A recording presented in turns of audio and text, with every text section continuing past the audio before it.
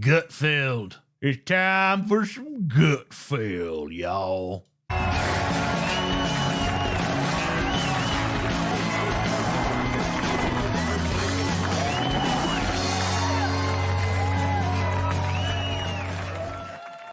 Woo! Woo! Gutfeld! Gutfeld, Gutfeld, Gutfeld, Gutfeld.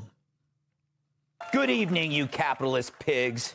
Yeah. You know, show them. Show them.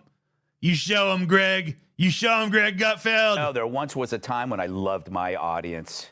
You were the smartest, bravest, most unique collection of people anywhere. Most of you were paper trained and could take a punch. It's like a circus, except all the bearded ladies are at swim meets. Oh, trans people. Whoa. Woo. Woo. But then I picked up a copy of... Man, them trans people exist. It's so funny. Oh. Forbes magazine while I was in the waiting room at my gynecologist. You know, they once loved their audience too, but no more. You remember the magazine used to be focused on helping readers invest money, build wealth, and achieve better lives for themselves and their families. They were bought by a front for China's sovereign wealth fund, but I'm sure that wouldn't influence the viewpoints, right? But now... You hear that one guy in the audience groan, Chinese, The old owners of Forbes had my best interest at heart. The new owners don't. Well, if that was the case, why did the old owners sell to them in the first place? Like, if the old owners of Forbes were, like, some super, like, reliable dudes who wouldn't sell you up the river, then why did they literally sell you up the river by selling their magazine to someone who would sell you up the river? Like, does that make sense? No. By the way, this idea that Forbes was ever about, like, providing for your family, like, that was ever part of its, like, ethic is pretty goddamn silly.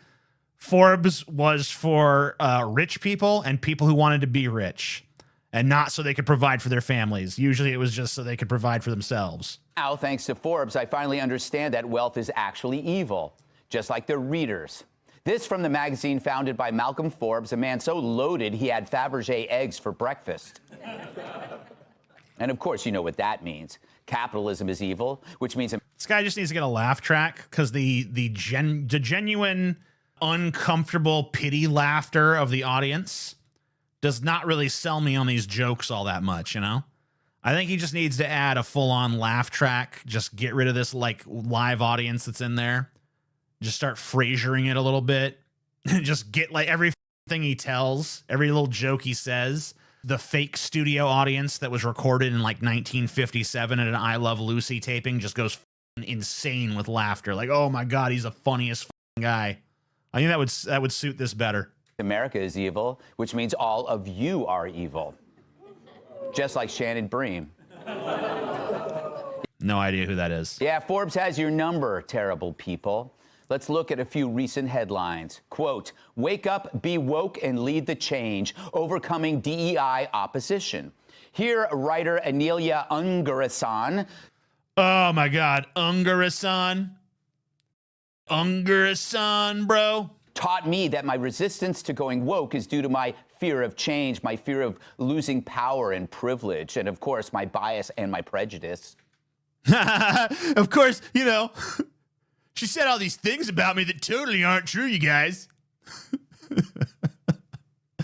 I mean, I've not read this article. I cannot attest to whether or not this article is worth a fuck or not.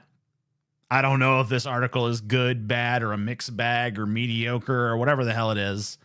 But as far as identifying exactly the things that Greg Gutfeld fears, she's pretty much spot on. Does he fear change? Absolutely. Does he fear losing power and privilege? I mean, why wouldn't he?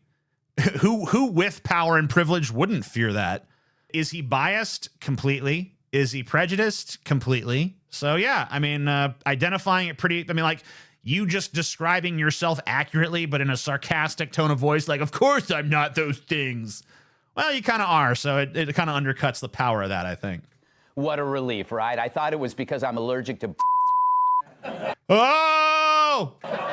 Ungurasan, which I think is Mongolian for Brooklyn cat lady. Then pity laugh. Brooklyn cat. Oh. Runs through the ways to overcome this bias, including transparent communication. Sounds like when I talk to Cat on a phone through prison plexiglass. When I'm there for my sex crimes. I mean, wait, like is he literally going to on the idea of communication? Like communication and transparency. This bitch says that I ought to be transparent and communicate. Well, you know who's transparent? A ghost. She's saying she wants me dead. Ah! You know who communicated? Hitler. I mean, like, what? Last I checked, transparency and communication were kind of good things. I don't know. Like, you just saying them in a snarky voice doesn't really provide much argument against them, nor is it all that humorous. But to the left, transparent communication means sit quietly while I scream at you. Here's another instructive Oh, yeah. Is that what it means? gem from Forbes. Is the war on woke a war on our country's future? Writer Jeff Rakes opines that the right wants to strip gays of their hard-won human rights. Because that's true. And that to conservatives, woke is the new communism, the big scary word to rile up people and hold the fractious GOP caucus together. I don't know if you're aware of this, but saying accurate things in a snide voice doesn't actually refute them. Like, I don't know. Yeah, Rakes is so right. I didn't Yeah, I would say he is. know that all you jerks want is gays not to vote. Have you no shame? I noticed that none of them even, like, there was like an uncomfortable, like, that is kind of what we want, though. Even the audience was like, are we supposed to pretend that we want gays to vote? Because we don't. I, for one, want voting to be more gay-friendly, like having All right. booths with glory holes. Gay people are just all the time. That's all they do. The entirety of being gay is just about sucking a dick through a glory hole, man. That's all it is. That's all it is. You really did a lot to convince me otherwise, man. They want to say we're anti-gay, but I'm pro-gay as In fact, I think you should get butt when you go to the polls, you know? I mean, we're all getting butt anyway by these politicians, these Democrat politicians anyway. Not like our good Republican politicians that love us. A Republican politician wants to stroke your hair and kiss your forehead and call you a good boy. These Democrat politicians want to you in the ass and be like, take that, Martha May, because they're a bunch of goddamn queers, which I have no problem with, even though I obviously do. Like, all right. Weird little strange digression, but okay. Now, if you think, look, shh. If you think I make too many juvenile gay sex jokes, I mean, I don't really think you make too many juvenile gay sex jokes. I just think that they're not funny. And that if you were trying to convince me that you're not homophobic, you're not really doing a good job. Like, the whole setup of the joke is, this guy thinks I'm homophobic. Well, here's a homophobic joke to prove him wrong. Like, wait a minute, what? Huh? May I remind you, I have several gay men on my staff. That was kind of funny. I smiled a little. Wait, I don't even think I don't think he realized that was gonna be funny. So the one time that he said something funny, I'm pretty sure it was a accident. That's great. Oh my God, it wasn't even intentional. Oh God. Oh my God. Now okay. comes the latest piece in Forbes to hate on evil capitalists. Mark Travers explains something called the wealth-love paradox. He details some goofy studies that link getting rich with unethical behavior, including their, quote, lax attitude towards rules, their skewed ethical compass, their inconsideration, and their overemphasis on winning. Yep. Here, I mean, like, I love how every single one of these is the exact same thing every time. I'm going to read the true words of someone who has correctly identified what's going on. but I'm going to say them in a snarky voice, and then I'm going to make a joke about them, and then I'm going to get a pity laugh, and then I'm going to move on to my next one of these. Sounds like my old Match.com profile. But in other words, affluent people are the worst. Yep. So what is Forbes at this point? What used to be an icon of wealth is now crapping on the engine that kept them afloat. All right. I'm going to go right now to the Forbes website, and I'm going to bet that most of what I'm going to see on here is going to be all about money and accruing wealth, and there's not going to be one woke article. So that is my bet. Let's see if I'm right. Tropical Storm Nigel. Okay, a little weather news. Indiana AG sues state's largest health system over Doctor Who, blah, blah, blah, blah, blah. Billy Miller, soap opera star, dies at 43. Barbie just surpassed the Avengers in U.S. earnings. Horror movies lead box office as Haunting in Venice and Nun 2. Drew Barrymore backtracks talk. So this is just some general news. Nothing particularly woke, no woke opinion pieces or anything. Let's see. For You, Premium, Requiem for Royalties, NFT exchanges, abandoned recurring compensation for artists. 25 best places to enjoy retirement in 2023. Traverse city and other top spots. Okay. Musk's Cybertruck is almost here, but will anyone buy the ludicrous vehicle? An opinion piece. I don't really think it's woke unless you just think insulting Elon Musk is woke. Maybe you do. The world's highest paid tennis players, exoneration of wealth. Going on a college tour might be an eye-opener, but it probably won't help you get in. Maybe some potential for wokeness there. I don't know. Nothing jumping out. 2 cooks serve up market beating small cap gains.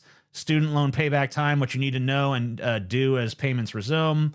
5 financial tips for college students to follow before moving into their dorms. An accidental momentum investors market beating strategy. A $43 billion value investors winning formula for buying unloved foreign stocks. Oh my God. I mean, remember when Forbes used to be about money and wealth and stuff? Now it's all about wokeness.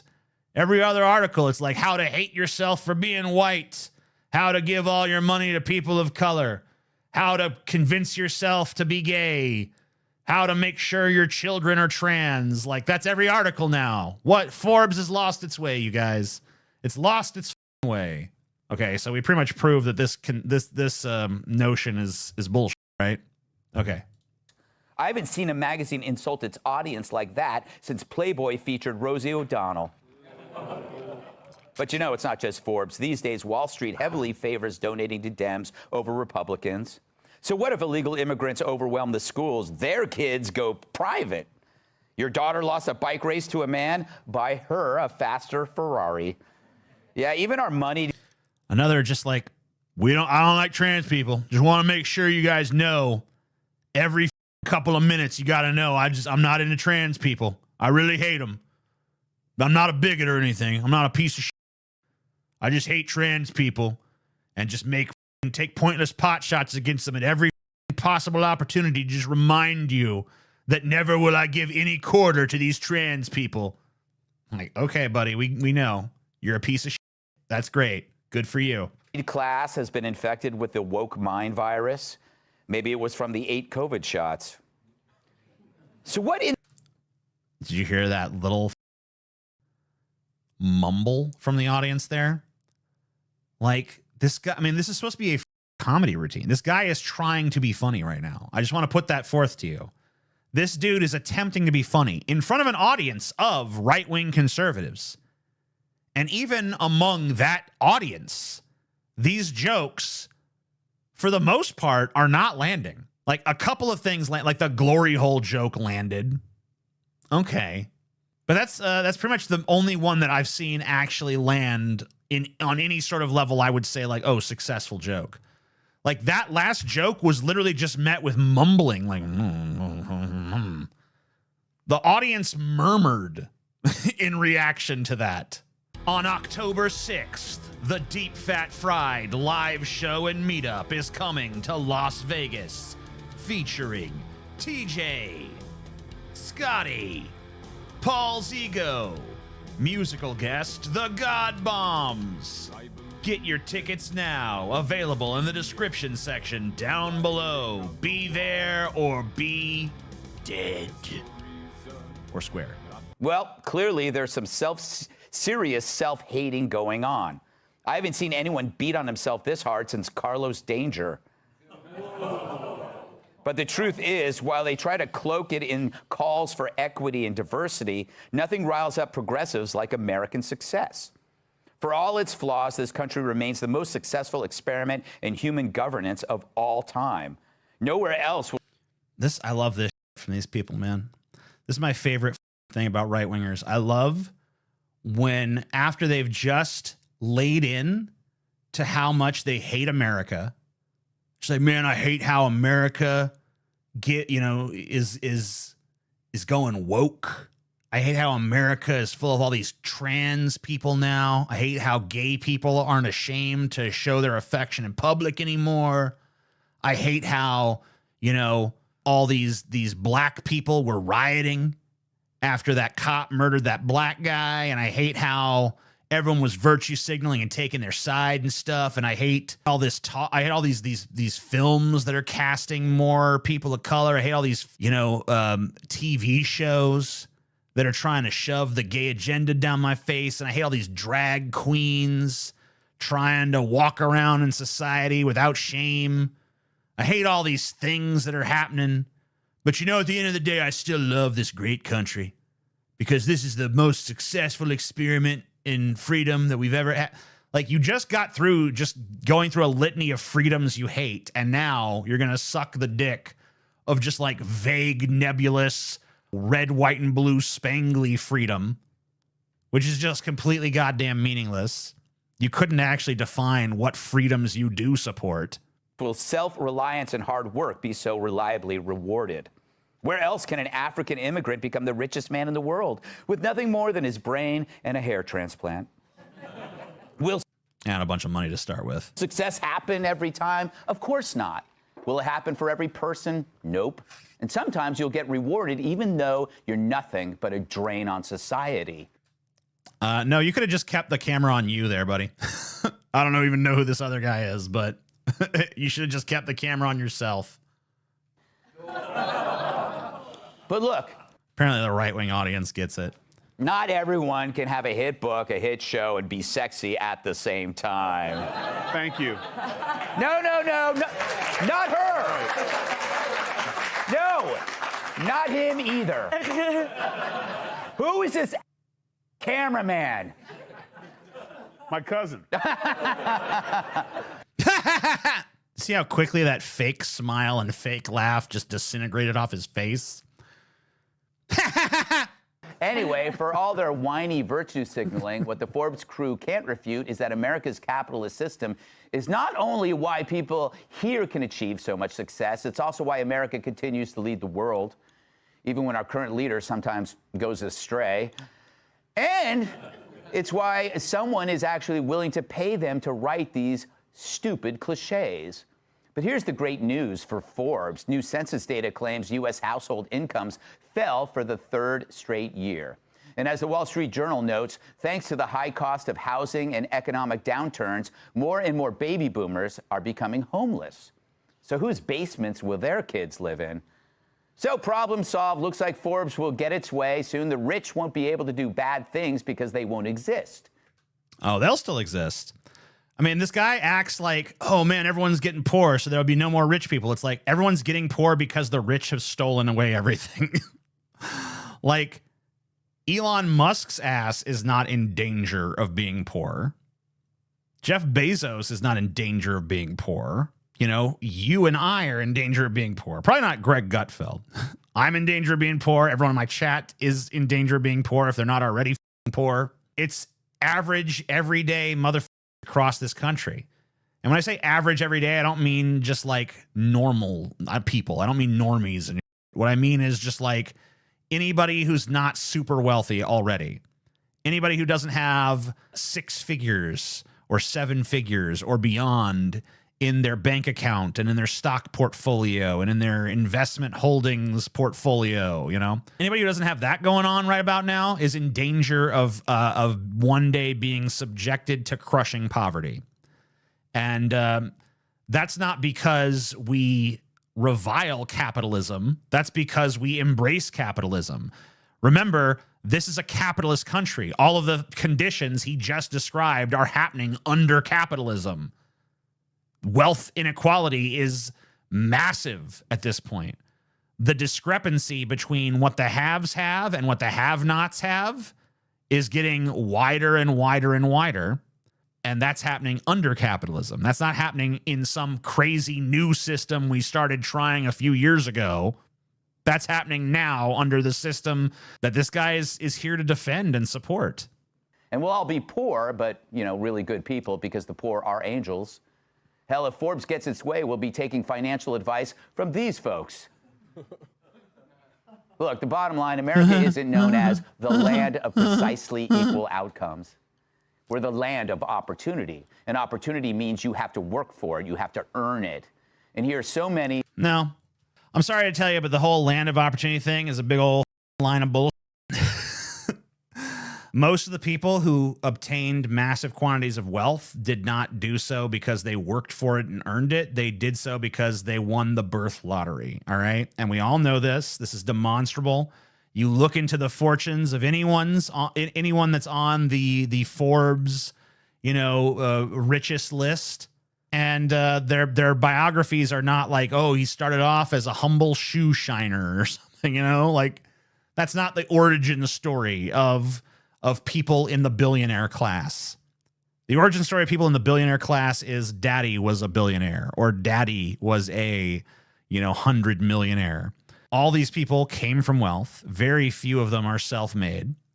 In fact, you have to search kind of high and low to find one that you could qualify as self-made. And even a lot of times when you do find those, you find out that, venture capital was involved at some point.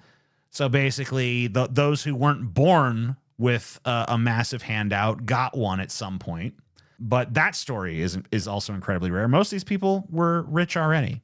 Most of these people were rich already, or they had the ability and the privilege to be able to just like start a business in their humble garage. People say, oh, well, you want to say these people aren't self-made. They started a business in their garage. Amazon started in a garage. Microsoft started in a garage, because it's a very romantic notion that what is now this crazy Fortune 500 company was once this humble little garage company. But what they leave out is that, both Bill Gates and Jeff Bezos got massive multi-hundreds of thousands of dollar loans from, I think, his parents in the case of Bill Gates, and I think like a father-in-law or something in the case of Jeff Bezos. So this was not just like, oh man, like this is not just something anyone could do. You gotta have a big amount of starting capital to get there. And there maybe at one point in American history, you could say this was the land of opportunity. You could say that you could come here, with nothing. You could come here penniless and make something great of yourself. But that story is increasingly rare. That story is increasingly far-fetched. And at some point, it's just going to be an absolute impossibility. And that's not because we've turned our backs on capitalism. That's because we've gone all in on capitalism. From so many backgrounds, still can and still do. Take me, for instance. I started out as a wisecracking columnist for a small magazine, and now I own 10 slaughterhouses. But it's why there isn't exactly a line waiting to get into Uruguay, except from their neighbors, Paraguay and Loserguay. Loserguay, man. Sorry, I didn't have him on the screen. I was just, I guess I forgot to do that, but I don't think you missed anything, so. So you know what? I guess I love you all again. And you know why? Because you've earned your success. Despite what Forbes believes, whatever level. How do you know that anyone in that audience has success, let alone has earned it? Of the American dream you've achieved, you and your families are entitled to enjoy it, starting with tonight's show. Oh, no. period. Is that because you're on the rag? I don't know. Oh man, that was hideous, dude. I mean, I guess I didn't really expect anything other than, you know, something completely hideous. But that was the second video I've watched tonight where someone has basically looked at the devastation wrought by their very own philosophy. In the first, it was, you know, religious fundamentalism. And in this one, it was capitalism. And they've looked at what their ideology has done to the world, and then they said, "Oh man, look at what the left has done." Like like the first video I watched tonight was a traditionalist who was like, "Oh man, they want to destroy culture and tradition and institute hegemony. They want to institute homogeny. They want to turn everyone into the same person." It's like, well, that's what culture and tradition do. You idiot.